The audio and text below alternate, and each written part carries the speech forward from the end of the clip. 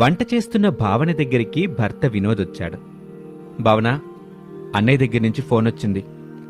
అప్పుడే మీ అమ్మగారు మన ఇంటి నుంచి వెళ్ళి నెల రోజులైందా? లేదు భావన, అన్నయ్య వాళ్ళ ఇంటికి అమ్మ వెళ్ళి 20 రోజులే అయింది. మరి అప్పుడే మీ అన్నయ్య ఎందుకు ఫోన్ చేశాడు? మా వదినకి కావాల్సిన దగ్గరి బంధువు చనిపోయారంట. ఖచ్చితంగా ఊరెళ్ళాలని, అమ్మని తీసుకెళ్లమని అన్నయ్య ఫోన్ చేసి చెప్పాడు. అది నిజమని నమ్మి మీ అమ్మని మన ఇంటికి తీసుకురావడానికి తమరు బయలుదేరారు, అంతేనా? తప్పదు కదా భావన, అన్నయ్య వాళ్ళు ఊళ్ళో ఉండటం లేదు కదా, చావుకి వెళ్తున్నారు. పైగా చనిపోయింది మా వదినకి చాలా దగ్గరి బంధువంట. 9 రోజుల వరకు రారంట. ఓహో, 9 రోజుల వరకు రారా? చాలా పెద్ద ప్లానే వేశారు. భావన, నోరుంది కదా అని ఇష్టం వచ్చినట్టు మాట్లాడుకో. ఇదంతా మా వదిన కావాలని చేస్తున్నట్టుగా నీకు అనిపిస్తుందా? అవును, అనిపిస్తుంది. 2 నెలల క్రితమే కదా మీ వదిన వాళ్ళ దూరపు బంధు చనిపోయారని వెళ్లారు. మళ్ళీ ఇప్పుడు వెళ్తున్నారు. ఈ రెండిటిలో ఏది నిజమనుకోవాలో మీరే చెప్పండి. భావన, ఇప్పుడు నువ్వేమంటావో అది చెప్పు. అనడానికి ఏముంది? మీ అన్నయ్య వాళ్ళు చూడాల్సిన నెల రోజుల్లో 20 రోజులు చూశారు. మిగతా 10 రోజులు మనమే చూడాలి కనుక ఆ రోజులకి సరిపడా డబ్బులు ఇవ్వమని అడగండి. అలా అడిగితే బాగుండదు భావన. ఎందుకు బాగుండదు? బాగుంటుంది. వెళ్ళి అడగండి. మీ అన్నయ్య వాళ్ళు డబ్బులు ఇస్తేనే మీ అమ్మని ఇక్కడికి తీసుకురండి. లేదంటే లేదంటే చెప్పు భావన.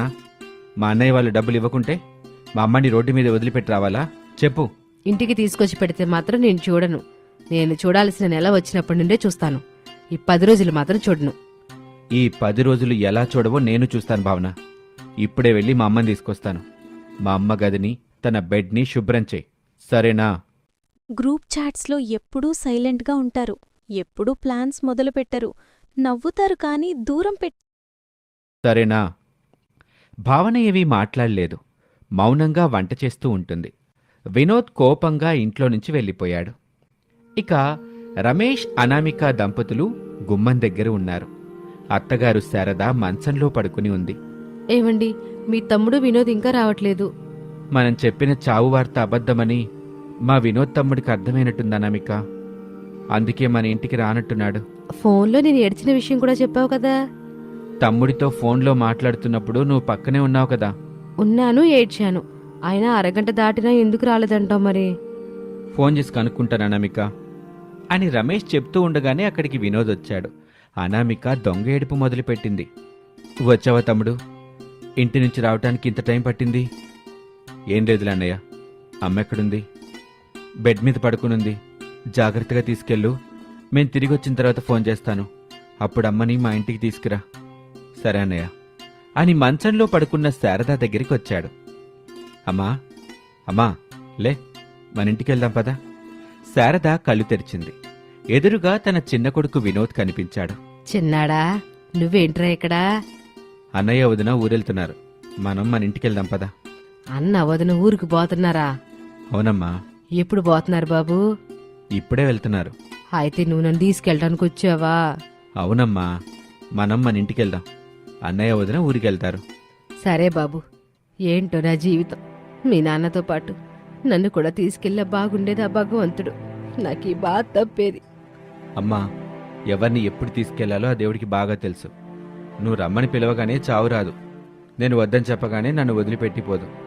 అన్నయ్య వదిన ఊరి నుంచి వచ్చేంత వరకు నా దగ్గరే ఉందో గాని. బాబు వినోదు, కోడలు బావ నాకు చెప్పావా మరి? చెప్పానమ్మా, తీసుకురమ్మని చెప్పింది. పోదాం పదా అని శారదను తీసుకుని వినోద్ ఆ ఇంటి నుంచి బయలుదేరి తన ఇంటి దగ్గరికి వచ్చాడు. భావన గుమ్మం దగ్గరే అడ్డుపడింది. అడ్డు తప్పుకో భావన, అమ్మ లోపలికి వెళ్తుంది. నేను చెప్పిన పనేమైంది? చేయకుండా ఉంటానా? చేశాను. నువ్వు అడగమన్నట్టుగానే అన్నయ్యని ఈ 10 రోజులకి సరిపడా డబ్బులు ఇవ్వమని అడిగాను. ఇదిగో అన్నయ్య 1000 రూపాయలు ఇచ్చాడు అని చెప్పి డబ్బులిచ్చాడు వినోద్. ఆ డబ్బుల్ని చూసి భావన సంతోషపడింది. అడ్డు తప్పుకుంది. తల్లి శారదని తీసుకొని ఇంట్లోకి వెళ్ళాడు వినోద్. గుమ్మం దగ్గర ఉన్న భావన డబ్బుల లెక్క చూసుకొని వాళ్ల దగ్గరికి వచ్చింది. భావన, అమ్మని. అయ్యో, అత్తయ్యని మా అమ్మలా చూసుకుంటాను. ఇప్పుడే వస్తాను, ఆగండి అని వెళ్ళింది. ఎందుకు బాబు కోడలతో అబద్ధం చెప్పావు?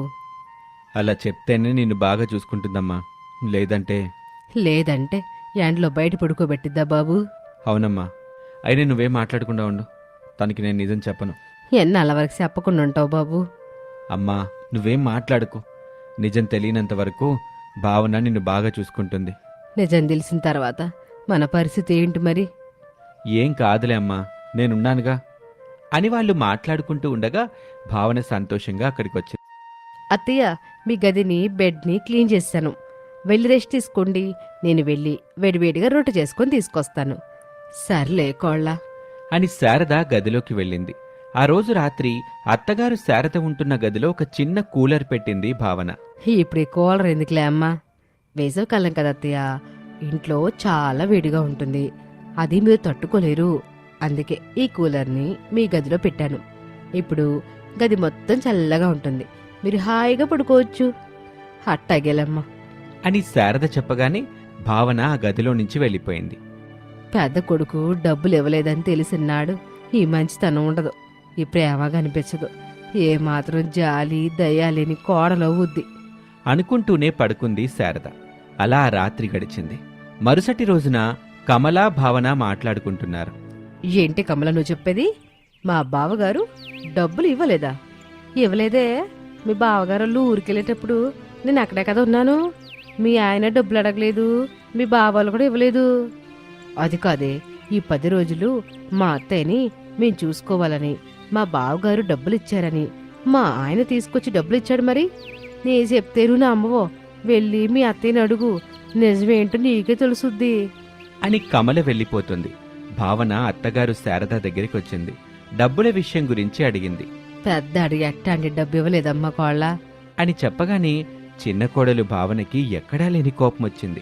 ఏమాత్రం ఆలోచించకుండా అత్తగారు శారదని బయటకు నెట్టేసింది. శారద బాధగా ఏడుస్తూ, ఏమిటే చిన్న కోళ్ళ ఇది? కొడుకు తప్పు చేస్తే నాకెందుకే ఈ శిక్ష? మీకు నిజం తెలిసినా మీరు చెప్పనందుకు. అది కాదు కోళ్ళ, నేను చెప్పేది కొంచెం వినిపించుకో. నాకేం చెప్పకండి, నేనేం వినను అని భావన ఇంట్లోకి వెళ్లి తలుపేసుకుంది. అలా సమయం గడుస్తూ ఉంటుంది. అదేమో ఎండాకాలం. ఎండ దారుణంగా ఉంది. వేడిగా గాలి వీస్తుంది. అయినా శారద అతి కష్టం మీద ఓపిక లేక అరుగు మీద పడుకుంటుంది. మధ్యాహ్నం 2 అవుతూ ఉండగా అన్నం తినటానికి వినోద్ ఇంటికొచ్చాడు. తల్లి శారద అరుగు మీద ఏమీ లేకుండా ఎండకి పడుకొని ఉండటం చూశాడు. వినోద్కి చాలా బాధేసింది. శారదని పైకి లేపాడు. ఏంటమ్మా ఇది? కోడలికి నిజం తెలిసింది బాబు. ఎలా తెలిసిందమ్మా?